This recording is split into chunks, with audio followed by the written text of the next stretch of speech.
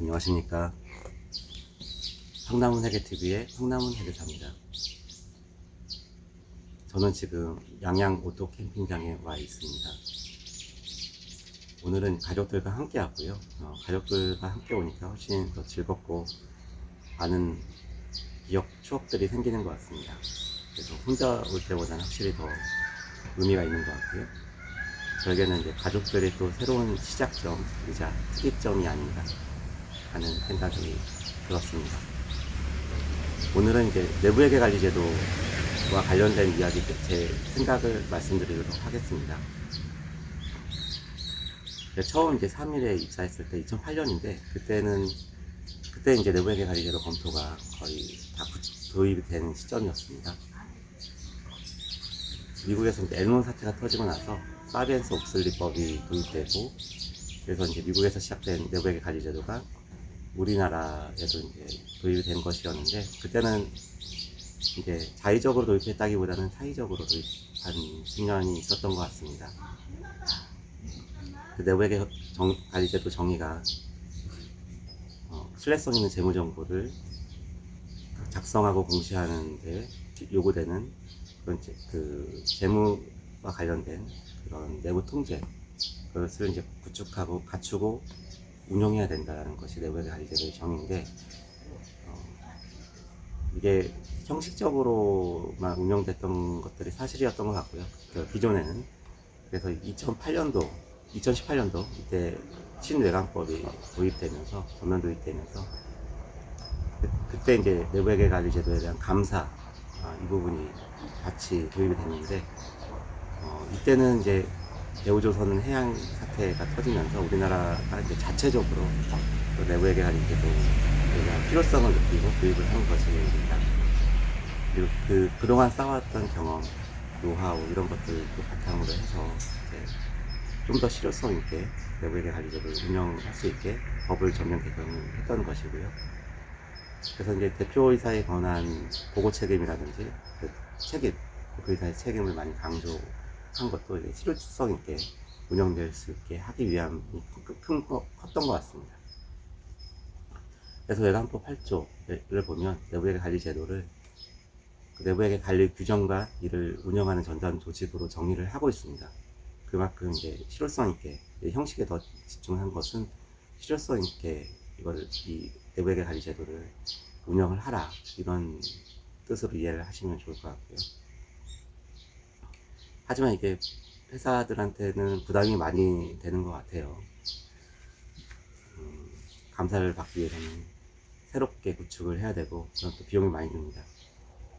그럼 구축만 하면 되는 게 아니고 운영을 해야 되는데, 이거를 또 외부에 맡기면 PA 용역을 주거나 하면 그것도 비용이 들 거고, 감사도 이제 감사인도 이거를 감사를 하게 되면 표준 감사 시간이 증가하기 때문에 감사 보수도 증가합니다. 또 이제 이런 제도를 운영하기 위해서는 뭐 여러 가지 또 부가적인 그 시스템 도입이 필요할 수 있습니다. 뭐 DB 세이퍼라든지 아니면 그 신용평가사와의 연계라든지 이런 부분들이 추가로 비용이 발생할 수도 있습니다. 그래서 회사 입장에서는 이게 상당히 부담이 되는 부분이기 때문에, 그래서 이제 최근에는 이제 회계제도 보완 방안으로 해서 그 연결 내부 제도라든지 이제 상장한 지 얼마 안 된 회사에 대해서는 내부회계 관리 제도를 조금 유예를 해주는 그런 그 움직임도 있었고요. 부담이 많이 되죠. 뭐 어떻게 보면 이게 잘 운영하고 있는 회사, 통제가 잘 되고 있는 회사 입장에서는 이게 옥상옥의 규제일 수도 있고요. 지붕의 지붕일 수도 있는데, 근데 필요한 회사들도 있는 것 같아요. 예를 들면 이제 금융회사라든지, 최근에 이제 오스템 임플란트나 뭐 덴티움 이런 데서 문제가 됐었죠. 그러니까 의료기기 회사들, 제약회사, 제약바이오 회사들, 이런 데들은 아무래도 이렇게 리베이트, 제약 영업을 하다 보면 그런 비자금 리베이트가 있어야 하는 그런 구조기 때문에 이런 통제상 문제가 발생하기도 하는 것 같습니다. 그리고 뭐 건설사들도 좀 다양한데 좀 부정이 심한 그런 건설사도 있기 때문에 이런 건설사에는 좀 필요할 수 있고요.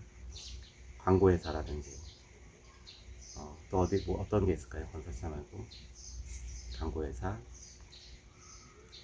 네, 어쨌든 이렇게 좀 부정 위험이 많이 발생하는 조직 그런 게 좀 필요할 수 있는 것 같아요. 근데 지금은 이걸 자산 규모로 너무 자르다 보니까 자산 1,000억, 상장사도 이제 1,000억 이상만 내부에게 관리로 감사를 하는데 오히려 1,000억 이하가 더 그런 통제 문제가 있는 경우가 많죠. 예. 근데 이제 감독기관도 딜레마일 것 같아요. 아무래도 규모가 작은 데들은 그만큼 더 자원의 제약이 있기 때문에 무조건 도입할 수도 없는 노릇이겠죠. 그래도 이제 그런 자산만 보지 말고 이제 업종이라든지 그런 상황 이것도 좀 더 고려될 필요는 있겠다는 개인적인 의견이 있습니다. 또 하나 말씀드리고 싶은 거는 이제 이게 결국은 이제 이게 단순히 규제가 아니고 실제 도움이 되는 실효성 있게 사용이 될 수 있는 것이 되려면 그만큼 내부 통제도 잘 구축이 되고 실질에 맞게 회사의 상황에 맞게 구축되고 운영될 필요는 있는 것 같습니다. 이게 아직 도입된 지 얼마 안 됐고 어쨌든 감사를 받으려면 다 증적이 있어야 되기 때문에 형식적인 문서를 남기는 데 좀 초점이 될 수가 있을 것 같은데 할 때도 이런 회사의 상황 실질을 더 고려를 해서 그거에 맞게 좀 더 정교하게 통제 활동들을 테일러링하고 도입을 하고 중복되는 것은 가급적 줄이고 그리고 그런 하나로 뭐 예를 들어 승인 결제도 하나로 합칠 수 있으면 좀 합치는 방안. 그리고 그렇게 중요하지 않은 통제라면 좀 수시 통제로 돌리기보다는 월별 통제나 분기 통제. 월별 통제로 돌리면 샘플 수가 좀 뜰 수 있으니까요. 이런 방안도 고민이 필요할 수 있을 것 같고요. 그리고 이제 예산 통제가 사실 지금 구축한 걸 보면 좀 빠져 있는 경우가 많은데 회사 입장에서는 예산 통제가 더 필요할 수 있는 것 같고 실제로 이제 그런 사전 통제 효과도 있고 그만큼 비용 통제가 되기 때문에 내부 통제로서 필요할 수 있는 통제들 이런 것들은 좀 더 이런 거를 더 추가하는 방안 이런 게 필요하지 않을까 하는 생각이 들고요. 통제 활동 중에서 정말 필요한 통제들이 있습니다. 단가 테스트라든지 고객처에 대한 여신 통제, 재고자산의 이출고 통제 이런 부분들 그런 것들은 회사들이 실제로 그런 거를 통제들을 추가했을 때 효익을 느낄 수 있기 때문에 이런 부분들에 대해서 더 고민을 할 필요는 있겠다. 감사를 하실 때도 너무 이 미비점을 찾는 데 초점이 되는 게 아니고 실제 회사에 도움이 될 수 있게 그런 통제들을 개선할 수 있는 그런 개선 사항들, 미비 사항들에 대한 감사 이런 것들을 할 수 있으면 더 좋지 않을까 하는 생각이 들고요. 이것도 결국은 잘 하고 있는 회사들은 오히려 내부 회계관리제도 도입을 통해서 더 많은 것을 배우고 실제 신용평가사하고 연계를 하면서 거래처에 대한 여신을 확인하는 절차를 추가한다든지 실제 이제 도움이 되는 방향으로 이렇게 움직임이 보여지는 것 같습니다. 모든 제도가 그렇지만 너무